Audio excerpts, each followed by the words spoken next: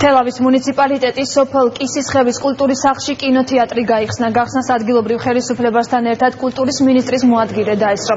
კინოთეატრის ტექნიკით აღჭურვა კულტურის სამინისტროს ხელშეწყობით მოხდა. მინისტრის მოადგილის განცხადებით კინოთეატრს საგანმანათლებლო ფუნქცია ექნება, რომელიც ორიენტირებული იქნება ქართული კულტურის და ფილმების პროპაგანდაზე.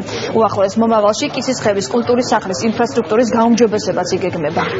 კულტურის სამინისტროში ერთ-ერთი პრიორიტეტი არის წელევანდელი რეგიონალური განვითარების პროგრამა და დახმარება რეგიონებისთვის. იქიდან გამომდინარე, როგორც აღნიშნეთ, კინოთეატრი უკვე გაიხსნა.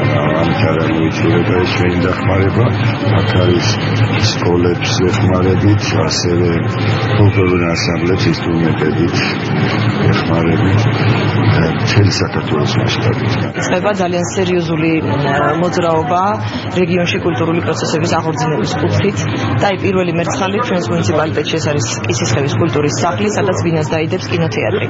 კინოთეატრი იქნება არა მხოლოდ კულტურული, არამედ საგანმანათლებლო ფუნქციის მატარებელიც. აქ არის ჩამოტანილი ძალიან ძვირადღირებული აპარატურა, თავისი ყველა ატრიბუტით და აქაურ ახალგაზრდებს, ბავშვებს ექნებათ საშუალება, რომ სხვადასხვა კინო სეანსებით გააფართოვონ თავიანთი თვალსაჩინო, თავიანთი განათლების დონე აღიმაღლონ